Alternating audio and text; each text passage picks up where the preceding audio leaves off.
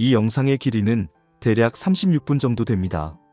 한 번에 모든 내용을 다 시청하기 어려우시면 영상의 제목 아래에 있는 더보기를 터치한 후 펼쳐진 설명란에서 또다시 더보기를 터치하면 영상을 시간대로 구분해 놓은 타임스탬프가 있습니다.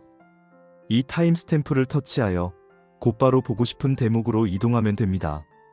또는 오프라인 저장을 선택하여 시간이 나실 때 천천히 시청하시면 수행과 건강에 도움이 될 것으로 저는 확신합니다. 이 영상을 제작한 목적은 크게 두 가지입니다. 첫째는 저의 학인 중에 그의 부모님 및 다른 지인이 비록 심각하진 않지만 치매 증상이 있어서 평소 그분들과의 원만한 대화가 어렵다는 사정, 그리고 그 학인 역시 요즘 부쩍 기억력이 떨어져 난감하다고 하니 이 학인처럼 비슷한 고민이 있는 분들에게 해결할 방편을 알려주기 위함입니다. 둘째는 자신이 어떤 근기에 해당하는지 모른 채 무턱대고 불교 수행, 특히 호흡 수행에 나서는 이들에게 호흡의 순서, 그리고 그 과정에서 나타나는 현상에 대하여 알려줌으로써 스스로 원인과 결과를 검증할 수 있도록 하기 위함입니다.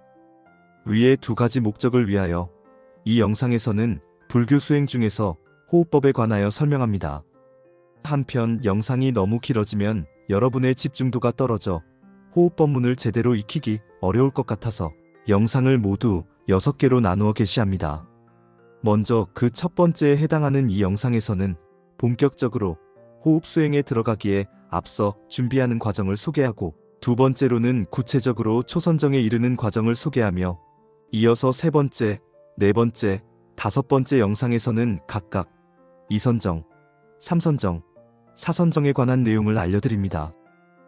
마지막으로 여섯 번째 영상에서는 호흡 수련을 총정리하고 아울러 문수보살의 평가를 통해 호흡법문이 단점과 해법을 소개합니다. 사실 사선정이 아니라 초선정이라도 그 경계를 증험하는 건 매우 어렵습니다. 이렇긴 해도 이 영상의 목적에서 말씀드렸듯이 기억력이 감퇴하거나 치매 증상이 있는 분들이 호흡 수련을 제대로만 하면 초선정에는 비록 이르지 못할지라도 증상이 많이 호전될 것입니다. 그러므로 여러분의 취향과 시청 목적에 따라 지금의 이 영상만 보시거나 아니면 좀 더 나아가 호흡법문의 정수를 경험하면서 높은 수준을 성취하고 싶으면 이어지는 5개의 영상까지 모두 시청하시길 바랍니다. 구체적인 호흡법은 여러 불경과 논서 곳곳에 등장하지만 이러한 호흡 수행법이 누구에게 왜 필요하고 그 효과가 어느 정도이며 어떤 면에서 궁극적인 수행법이 되지 못하는가를 수행자들이 깊고 뚜렷하게 이해하긴 어렵습니다. 그래서 이번 기회에 호흡법 관련 영상을 이런 취지에 맞추어 제작하였습니다. 이 영상에서 소개하는 호흡법이 저본으로 삼은 불경은 크게 두 가지입니다. 하나는 증이라 함경 권칠, 안반품 제17의 내용이고, 다른 하나는 능엄경 권호에서의 비금 및 비식 원통법입니다. 아울러 이들 경전의 내용을 좀 더 자세히 알아볼 필요가 있을 때마다 능엄경 권구, 색계천 항목을 갖고 와서 부연하여 설명하겠습니다. 이제 시작합니다. 어느 날 부처님께서는 당신의 아들인 라훌라에게 다음과 같이 말씀하십니다. 너는 마땅히 안반의 법문을 수행하여야 한다. 이 법문을 닦으면 너에게 있는 근심과 걱정, 온갖 생각이 모두 없어질 것이다.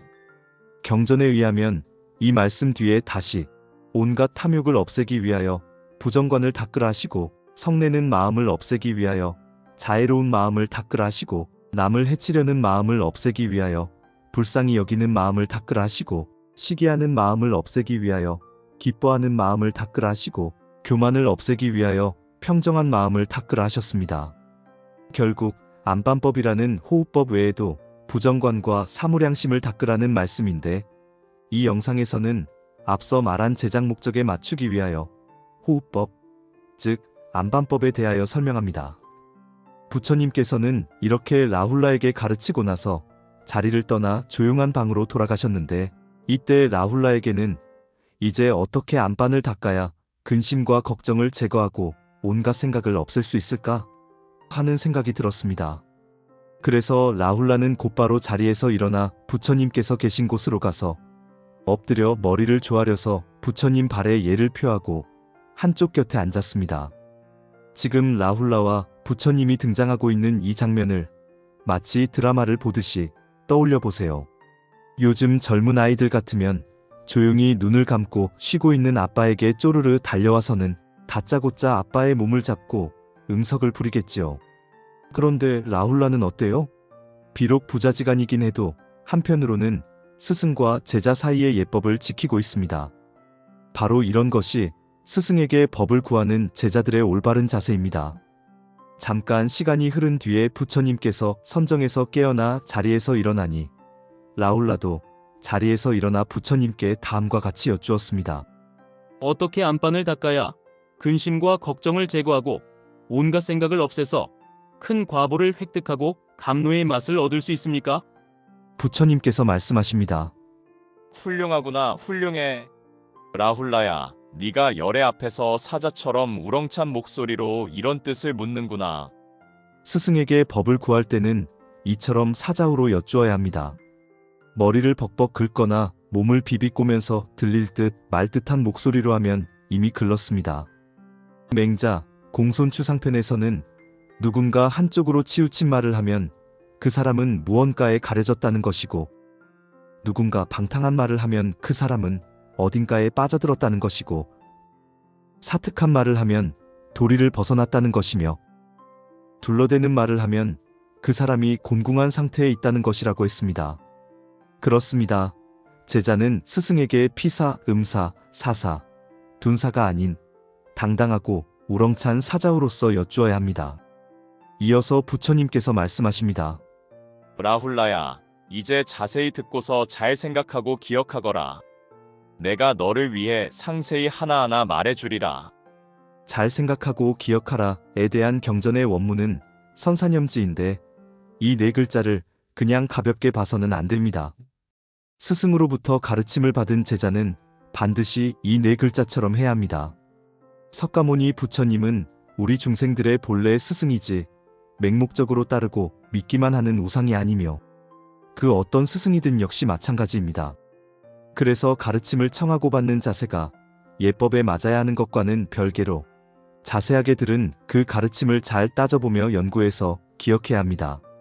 수행을 하다 보면 똑같은 법문임에도 내일은 오늘과 다른 현상이 나타납니다. 때와 장소, 그리고 색신이라는 나의 육신과 생겼다가 사라지고 다시 생겨나는 마음에 따라 스승으로부터 배운 그 가르침의 의미가 새록새록 새로워집니다. 그래서 잘 따져보고 연구해야 합니다. 스승을 믿지 말라는 것이 아니라 모든 것을 스승에게만 맡기고 전적으로 의지해서는 결코 목적하는 바를 성취할 수 없다는 뜻입니다. 이제 부처님께서는 라훌라에게 구체적인 안반법문을 알려주기 전에 먼저 다음과 같은 말씀을 하십니다. 그렇다, 라훌라야. 마치 어느 비구처럼 사람 없는 한적하고 고요한 곳에서 즐겨 몸을 바르게 하고 뜻을 바르게 하며 결과부자를 하고서 마음속에는 어떤 생각도 없이 의식을 코끝에 메어 두어라. 부처님께서 라훌라에게 말씀하신 안반법문을 하려면 먼저 이렇게 준비해야 합니다. 첫째, 한적하고 고요해서 사람이 없는 곳이 필요합니다. 사람이 없다는 것은 실제로 없는 곳을 가리키기도 하지만 그 본질적 내용은 사람이 함부로 나의 수행을 방해하지 않도록 하라는 겁니다. 사람뿐만 아니라 짐승 또한 마찬가지입니다. 도교 경전에서는 개가 짖는 소리나 닭이 우는 소리가 들리지 않아야 한다고 했습니다. 이런 조건이라면 과연 산에 가야 할까요? 아직은 아닙니다. 이른바 입산하여 폐관 수행을 하려면 그에 합당한 자격을 갖추어야 합니다. 이 자격과 관련하여 도교 경전에서는 수행자가 단을 성취한 이후라야 비로소 입산할 수 있고 또한 그때가 되면 반드시 입산해서 폐관 수행을 해야 한다고 강조합니다. 그 까닭이 궁금하실 것 같아 조금만 알려드릴게요. 단이 형성되는 과정은 수행자를 제외한 남들의 육안으로 보이지 않습니다. 그러나 일단 단이 형성되고 나면 그 이후에 일어나는 신비한 현상은 남들이 육안으로 다 볼 수 있어서 그들로부터 온갖 방해를 받게 됩니다. 아무리 함께하는 도반이 있어서 외부의 간섭을 막아주어도 역부족입니다. 그래서 입산하여 폐관하라고 합니다. 또 다른 이유도 있지만 글로써 영상으로서 설명할 내용이 아니라 얼굴을 맞대고 직접 입으로 전수할 항목입니다. 물론 그릇이 안 되는 사람들에겐 절대 전수하지 말아야 합니다. 이것을 가리켜 비인부전이라고 해요. 한편 수행 장소에 대하여 불교에서는 특히 밀종의 경전에서 매우 자세히 언급하고 있지만 이 영상에서는 생략하겠습니다. 다만 택지라고 해서 불사를 일으키거나 수행을 함에 있어서 가장 좋고 적합한 곳을 선택하는 심오한 비법이 있고 저와 몇몇 저의 학인이 그것을 증언하였음을 분명히 밝혀둡니다. 어쨌든 안반이라는 호흡법을 처음 수행할 때는 산속이 아니라 일반 주거지역인데 그 중에서도 최대한 한적하고 고요한 곳을 찾거나 그런 환경을 조성한 이후라야 비로소 수행에 들어갈 수 있습니다. 필요하면 주변의 형세와 방향 등을 살피는 형기풍수와 이기풍수 이론을 적용하여야 하며 마지막으로는 수행 장소에 잡된 존재와 더럽고 살벌한 기운이 접근하지 못하게 결계를 쳐야 합니다. 결계를 치는 방법 역시 공개적으로 언급할 사항이 아님을 양해 바랍니다. 둘째, 몸을 바르게 해야 합니다. 불경 원문에서는 정신이라고 했어요. 어떻게 하는 것이 몸을 바르게 하는 것일까요? 이 경전에서는 이에 대하여 구체적으로 말하진 않았으나 다른 경전과 논서 등을 참고해보면 그 몸가짐은 칠지좌법을 가리킵니다. 칠지좌법은 수행할 때의 7가지 중요한 몸가짐 항목을 뜻합니다.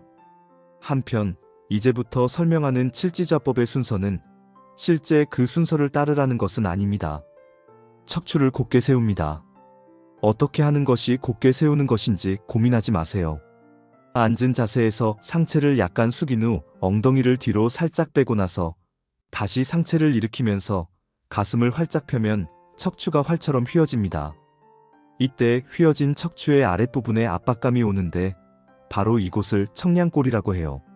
만약 이 청량골에 압박감이 오지 않으면 척추를 곧게 세운 것이 아닙니다. 물론 고통스러울 만큼 청량골이 압박을 받으면 안 되지요. 그저 살짝 압박감이 있는 정도라야 합니다. 둘째, 머리가 좌우 어느 쪽으로도 기울어지면 안 됩니다. 척추의 연장선 위에 그대로 놓여야 해요. 아울러 뒷머리를 아주 조금 뒤로 젖힌 뒤에 턱을 안으로 잡아당기세요. 이 상태가 올바르게 되었다면 경동맥이 약간 압박을 받는 정도가 됩니다. 셋째, 눈을 반쯤은 뜨고 반쯤은 감습니다. 올바르게 되었다면 마치 속눈썹이 발을 친 것과 비슷합니다. 이 상태에서 무언가, 어딘가를 바라봐야 하는데 이에 대하여는 다른 영상에서 설명합니다. 넷째, 좌우 어깨가 한쪽으로 기울어지지 않고 평행하게끔 유지해야 합니다. 다섯째, 혀끝을 가운데 윗니 안쪽 잇몸에 붙여야 합니다. 이곳을 상작교라고 하는데 정말 무지무지하게 중요한 곳이니 절대 잊지 마세요. 여섯째, 양손으로 수인을 맺어 사타구니 위에 올려놓습니다. 수인의 종류가 많아서 어떤 수인으로 할까 고민하지 마세요. 일단 지금은 그냥 선정인이라는 수인으로 하세요. 선정인에 관한 구체적인 방법은 인터넷을 찾아보길 바랍니다. 마지막 7째는 앉는 자세에 관한 겁니다. 부처님께서는 라훌라에게 결가부자를 하라고 말씀하셨는데 이에 대해선 이어지는 다른 항목에서 다시 알아보겠습니다. 셋째, 뜻을 바르게 해야 합니다. 안반법문에서 적당한 장소를 선택하는 것과 몸을 바르게 하는 것에 이어서 부처님께서 알려주신 세 번째 항목은 뜻을 바르게 하는 것인데요. 원문에서는 정이라고 표현하였습니다. 어떻게 하는 것이 정일까요? 부처님께선 정심, 즉 마음을 바르게 하라고 말씀하진 않았습니다. 정의에서의 뜻의 글자는 유식학에서 말하는 제육의식이면서 또한 변행심소 중의 하나인 자기에서의 일을 가리키는 용어입니다. 심소라는 것은 마음이 소유하고 있는 것을 뜻하는 유식학의 용어로서 전 50부터 제8 아레야시까지 8개의 마음이 구체적으로 작용하는 모습입니다. 이러한 심소에는 인식하는 대상에 따라 따로따로 작용하는 별경심소가 있고 대상과 관계없이 8개의 마음 중에 그 어떤 마음이 일어나도 그 마음과 함께 두루 작용하는 변행심소가 있습니다. 변행심소에는 마음이 대상에 접촉하게 하는 촉이 있고 마음을 일깨우는 자기가 있고, 대상을 특정한 느낌으로 받아들이는 수가 있고, 대상에 대하여 어떤 모습을 취하여 인식하고 분별하는 상이 있으며, 구체적으로 어떤 일을 해야겠다고 마음으로 설정하는 사가 있습니다. 유식학에서의 자기라고 하는 변행심소와 관련하여 정의를 이해하면 이것은 곧 의식을 하나로 모으는 과정입니다. 소승의 수행이론이긴 하지만 수행자의 의식이 하나로 모아지지 않는 것은 올바른 뜻이 없어서입니다. 한편 대승의 이론으로서는 하나로 모아진 그 의식조차도 번뇌로 가득한 중생의 제육의식의 경계이고, 설사 수행 중에 온몸이 비처럼 느껴지더라도 그것은 망상, 특히 견고망상이 빚어낸 현상일 따름이며, 다가올 미래의 모습이 어쩌다 보일지라도 그것은 제육의식의 다른 모습으로서 이른바 토경의식입니다. 한편 부처님께서 라훌라에게 말씀하신 증이라 함경, 안반품의 내용은 소승의 수행법이므로 대승에서의 견지 및 수행법과는 다릅니다. 그렇긴 해도 의식을 하나로 모으지도 못하면서 어찌 대승을 말할 수 있을까요? 그래서 만약 선종과 선불교에만 매몰되어 없을 무자만 화두로 삼아 무위에 이르고자 한다면 무척 안타까운 일입니다. 부처님께서 정신을 먼저 말씀하시고 정의를 뒤에 말씀하신 것은 몸가짐이 잘못되면 뜻을 하나로 모으기 어렵기 때문입니다. 사실 몸이나 뜻과 관련된 수행은 모두 유의 공부에 속하는데, 이런 유의 법문을 하찮게 여기면서 오로지 생각을 비우는 것에만 치중할 수 있을까요? 가능이나 할까요? 예컨대 방을 깨끗이 청소하려면 방 안 곳곳에 흩어져 있는 온갖 먼지와 잡동사니들을 먼저 한 곳으로 모으고 이어서 그처럼 모인 것들을 버리는 것이 더 효율적이지 않을까요? 어쩌면 효율을 떠나서 이런 방식이 상식일 겁니다. 유의법으로서 의식을 하나로 모으지도 못하면서 어떻게 생각과 뜻을 비워버릴 수 있겠습니까? 그래서 무의만을 말하는 사람은 다른 사람을 속일 뿐만 아니라 자신 역시 속이고 있습니다. 유교경전 대학에서도 스스로 속이지 말라고 하면서 성의 공부를 말하였습니다. 뜻을 정성스럽게 한다는 것과 뜻을 바르게 한다는 것이 내면적으로 볼 때는 다소 차이가 있을지라도 그 결과 측면에서는 모두 의식을 하나로 모으는 유의 공부에 해당합니다. 우리의 신체가 유의법에 해당하므로 지금 부처님께서 말씀하신 정신과 정의를 제대로 한다면 수행자의 신체는 반드시 변하게 됩니다. 몸과 정신이 건강해지는 것은 물론이요, 그 어떤 병도 다 낫습니다. 쇠약해진 기억력을 회복하고 치매 증상이 완화되거나 완치될 수 있습니다. 이제 이쯤에서 여러분은 부처님께서 말씀하신 정신과 정의가 호흡법과 어떻게 구체적으로 관련이 되는지 짐작할 수 있어야 합니다. 부처님의 의도를 단도직입적으로 말하면 정신과 정의를 제대로 하지 못하면 호흡 수행을 제대로 할 수 없다는 겁니다. 그 까닭은 앞에서 말했듯이 정신과 정의는 변행심소 중의 하나인 자계, 즉 정신집중을 원만하게 하는 과정이기 때문입니다. 몸가짐이 흐트려지고 생각이 어지럽게 돌아다니면 뜻이 하나로 모이지 않는데 바로 기가 산란해서 그렇습니다. 즉 기가 뜻을, 마음을 붙들지 못하고 제어하지 못한 겁니다. 한자로 들숨을 입식이라 하고 날숨을 출식이라고 하니 호흡을 가리키는 숨을 식이라고 해요. 이처럼 식이라는 글자가 호흡의 보통명사처럼 사용되긴 해도 수행 측면에서 수중의 관점으로 보면 수행자가 식에 도달하기는 매우 어렵습니다.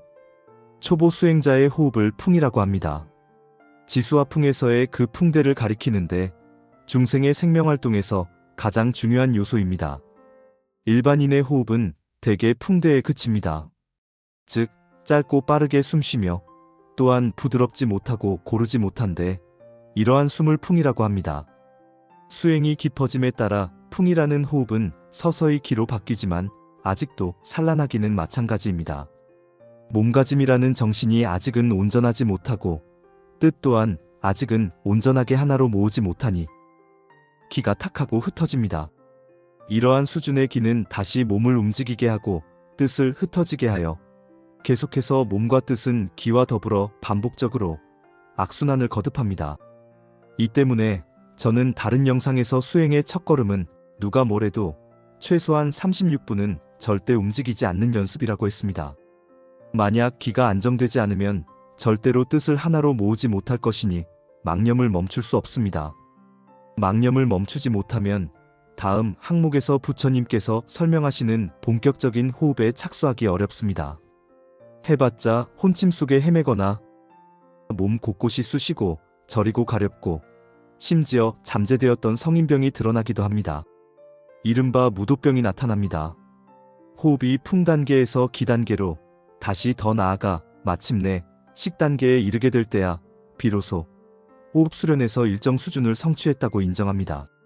물론 이때의 식 역시 수행의 진전에 따라 다시 몇 단계로 나뉘지만 코로 숨 쉬는 게 아니라는 점에서는 동일합니다. 네 번째, 결과부자. 안반법문에서 적당한 장소를 선택하는 것과 몸을 바르게 하는 것과 뜻을 바르게 하는 것에 이어서 부처님께서는 네 번째 항목으로서 결과부자를 말씀하셨습니다. 정말 꼭 결과부자를 해야 할까요? 이 대목에서 수행자들은 곰곰이 생각해야 합니다. 결과부자는 분명 신체에 관한 항목이니 앞서 말한 몸을 바르게 한다는 것과 겹친다고 볼 수 있습니다. 네, 그렇습니다. 하지만 그러한 관점이라면 절반은 맞고 나머지 절반은 틀렸습니다. 이제 그 까닭을 알려드리겠습니다. 가부좌에서 오른발을 왼쪽 허벅지 위에 올려놓으면 금강좌라고 하고 반대의 경우를 여의자라고 합니다. 만약 결과부자가 안되면 그냥 반가부자도 좋으며 반가부자 또한 안되면 책상다리라도 괜찮습니다. 부처님께선 분명히 결과부자를 하라고 했는데 이 말씀을 어겨도 될까 싶겠죠. 예, 됩니다. 반가부자, 책상다리를 한다고 해서 부처님의 말씀을 어기는 게 아니기 때문입니다. 부처님께서는 라훌라에게 결과부자를 하라고 하셨지 모든 사람들에 대하여 그렇게 하라는 것이 아닙니다. 스승이 된 입장에서 제자를 가르칠 때는 그 제자의 근기에 맞추어야 합니다. 막 수행을 시작한 사람들을 라훌라와 비교할 수는 없습니다. 그래서 결과부자에 집착할 필요는 없을지라도 할 수만 있다면 해야 합니다. 양족존이라는 표현이 있습니다. 이 용어에 대하여는 일반적으로 네 가지로 풀이하는데 첫째는 두 발을 가진 존재 중 가장 높으신 분이라는 뜻으로 주로 부처님을 높여 부르는 용어입니다. 둘째는 복과 해, 즉 복덕과 지혜를 모두 갖춘 분을 가리키는 용어입니다. 셋째는 계와 정을 다 성취하였다는 의미이고 마지막 넷째는 원과 행, 즉 큰 서원과 수행을 원만히 갖추었다는 의미로 사용됩니다. 결과부자가 곧바로 양족존을 가리키는 것은 아니지만 결과부자 또는 반가부자, 책상다리를 하여 수행을 하다가 다리가 저려 도저히 계속 앉아있을 수 없다면 결코 부처가 될 수 없습니다. 양족존이신 부처님께선 라훌라에게 결과부자를 하라고 가르쳐 주었으니까요. 저의 학인 중에는 수행을 꽤나 했지만 아직도 결과부자는커녕 책상다리로 앉아있기가 힘든 사람이 있습니다. 책상다리에서 반가부자로 다시 결과부자로 수행을 하고 있다면 그 수행자는 복과 해, 계와 정, 그리고 원과 행을 서서히 갖추게 됩니다. 하지만 아직도 결과부자를 힘들어하며 두 다리와 싸움질만 하다 보면 번뇌와 망상 속에서 헤맬 뿐입니다. 그렇다면 과연 결과부자를 하지 말까요? 아닙니다. 계속 두 다리와 싸워야 합니다. 다리 하나쯤 부러지면 뭐 어때서요? 제가 말이야 이렇게 하지만 사실은 결과부자가 아니라 어떤 자세든 상관없습니다. 그 까닭을 여러분은 잠시 생각해 보세요. 중요한 것은 결과부자가 아닙니다. 우리 중생들은 늘 결과를 원인으로 삼는 전도된 생각으로 살아갑니다. 결과부자에 대한 이해 역시 마찬가지로 뒤집혀 있습니다. 결과부자라고 하는 자세가 원인이 되어 복덕, 개정, 원행이 성취되는 게 아니라 복덕, 개정, 원행이라는 수행이 일정한 수준에 도달하면 두 다리는 이미 상당히 부드러워져서 아무 문제 없이 결과부자라는 결과가 나타납니다. 즉, 결과부자는 수행 성취를 위한 원인행위가 아니라 수행이 성취되면 나타나는 양족존이라는 결과입니다. 그런데 이러한 결과에 해당하는 결과부자를 제대로 하려면 관건은 앞서 부처님께서 일러주신 정의입니다. 아픈 다리를 어쩌지 못해 끙끙거리며 싸우는 정도의 노력으로는 어림없습니다. 그런 것은 정의가 아닙니다. 뜻을 바르게 하는 방법은 앞에서 언급한 유식학의 자기와 유교경전의 성의가 있지만 획일적으로 단정할 수는 없고 수행자 각각의 심리와 생리 상태에 따라 개별적으로 판단해서 착수해야 합니다. 그래서 정의를 제대로 할 수만 있다면 꼭 결과부자를 해야만 몸이 바르게 되는 것은 아닙니다. 와불 형상처럼 오른쪽으로 누워서 하는 길상화, 죽은 사람처럼 등을 바닥에 대고 사지를 벌리고 있는 탄시법 역시 모두 몸을 바르게 하는 정신에 해당합니다. 관건은 어떤 자세를 취하든 정의를 제대로 하느냐, 못하느냐, 안 하느냐에 달려 있습니다. 한편 정신과 정의를 제대로 했다면 어느 순간 결과부자를 쉽게 합니다. 바로 두 다리의 기맥이 통한 것이죠. 이렇게 되면 앓고 있던 각종 질병이 치유되고 수명 역시 늘어나면서 더 이상 하늘에 끌려다니지 않습니다. 그러나 아직도 결과부자를 못하고 자신의 신체 곳곳이 굳었다면 그 사람은 그만큼 죽음의 문턱에 가까이 있는 것입니다. 여기까지가 부처님께서 말씀하신 수행장소, 몸을 바르게 하기, 뜻을 바르게 하기, 결과부자에 관한 해설이었습니다. 많이 부족한 제가 행여 바람풍을 바람풍이라고 했어도 여러분은 제대로 바람풍이라고 알아듣기를 바랍니다. 다섯째, 무타이념 개이비두. 이제 이 영상에서 설명하는 마지막 항목은 결과부자를 하라는 말씀에 이어지는 마음속에는 어떤 생각도 없이 의식을 코끝에 메어 두어라는 것입니다. 원문에서는 무타이념 개이비두라고 했습니다.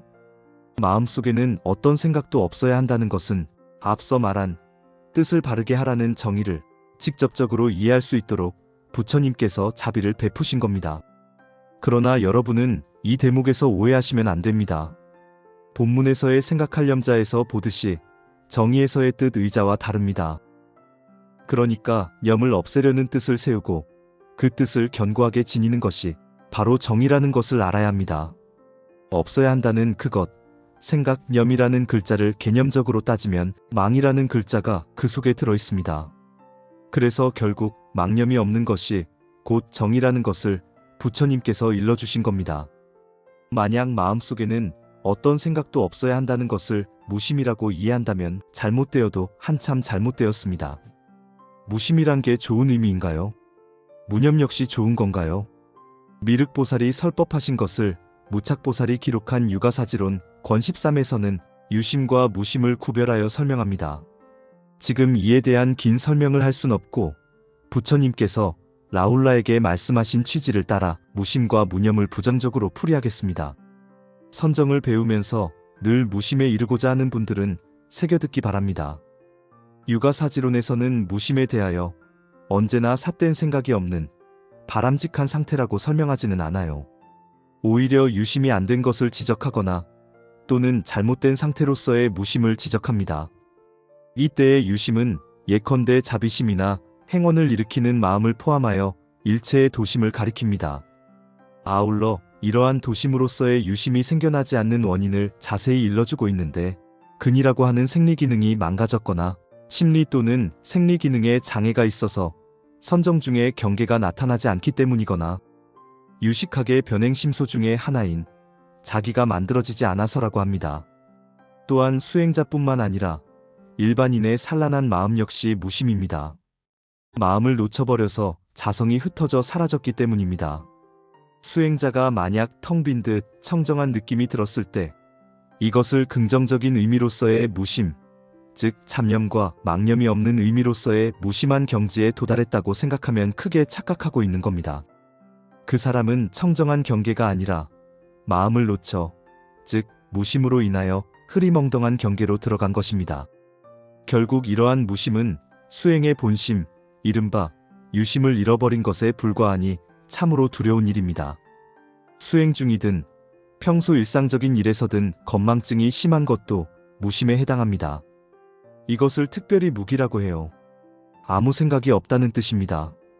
예컨대 길을 가다가 다른 사람과 부딪히면 무심코 그랬다고 미안해하지요. 일반인의 입장에서 평소 이런 무심한 상태가 늘 크게 잘못으로 비화하진 않지만 이 상태가 악화되면 정신줄 놓은 환자가 됩니다. 수행자가 선정 중에 무심에 매몰되면 매우 위험한 상태라는 점을 꼭 기억하세요. 평소 경전 읽기를 게을리하거나 경전의 가르침을 따르지 않은 채 나 홀로 참선이나 명상을 하다가 나타나는 맑고 밝으며 텅 빈 경계는 대개의 경우는 대운침에 해당하며, 이 상태가 지속되면 그 과보로 말미암아 내생에는 축생에 떨어집니다. 그러므로 무상정이나 무념정에 절대 빠지면 안 됩니다. 불멍이든 물멍이든 함부로 하다간 잡념이 비워지기는커녕 기억력이 쇠퇴하고 심지어 치매 증상이 나타납니다. 다시 말씀드립니다. 마음속에는 어떤 생각도 없어야 한다는 것은 망념이 없어야 한다는 뜻이며, 나아가 뜻을 바르게 하라는 정해, 즉 수행의 본심을 잃지 않아야 한다는 뜻입니다. 그러므로 호흡법은 무의법이 아니라 유의법이며, 유심지의 상황에서 뜻을 모아 들숨과 날숨을 관찰하는 수행법입니다.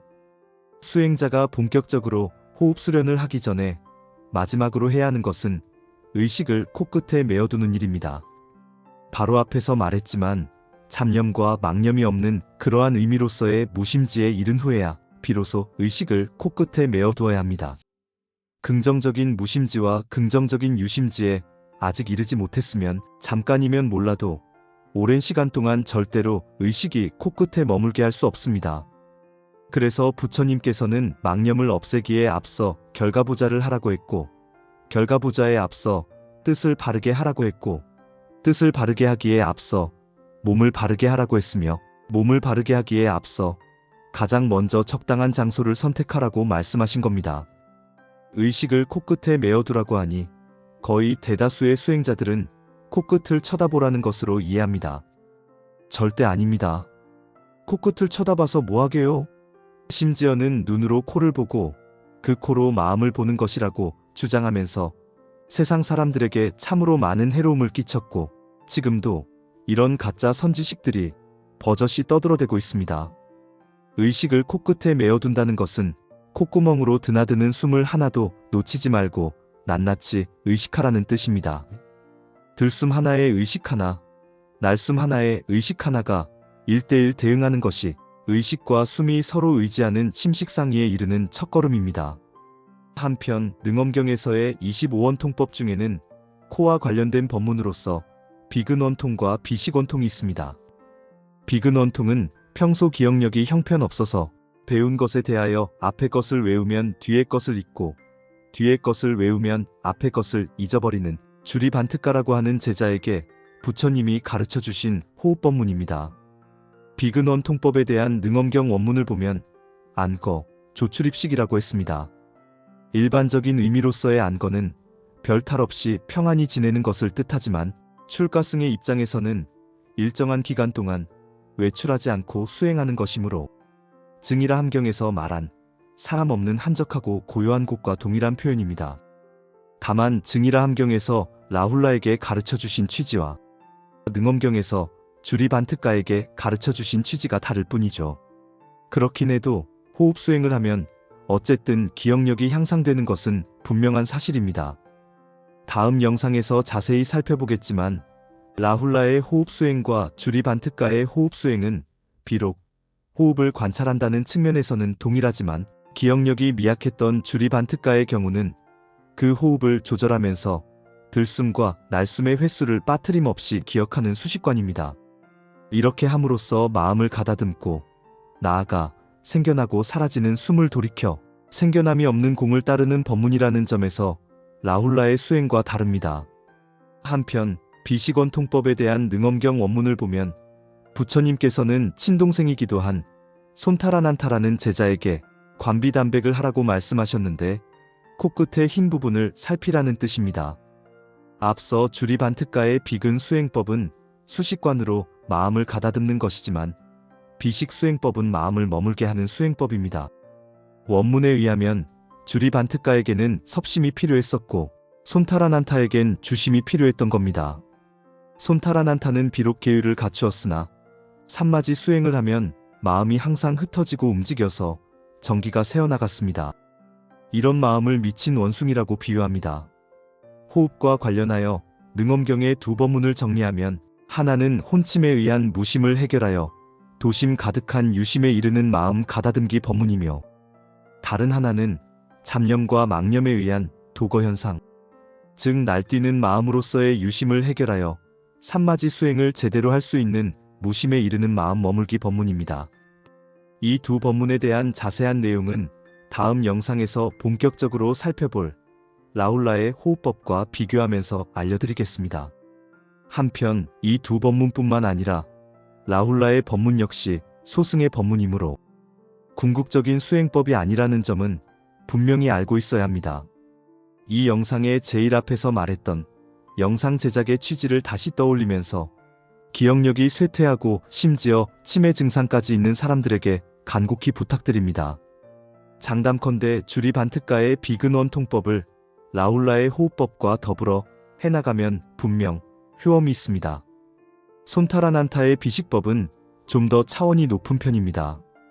긴 영상을 지금까지 시청해주셔서 대단히 감사합니다. 다음 영상에서는 본격적인 라훌라의 호흡 수행법을 알려드립니다. 영상이 여러분의 수행과 건강에 도움이 되셨다면 구독, 좋아요, 알람을 부탁드립니다.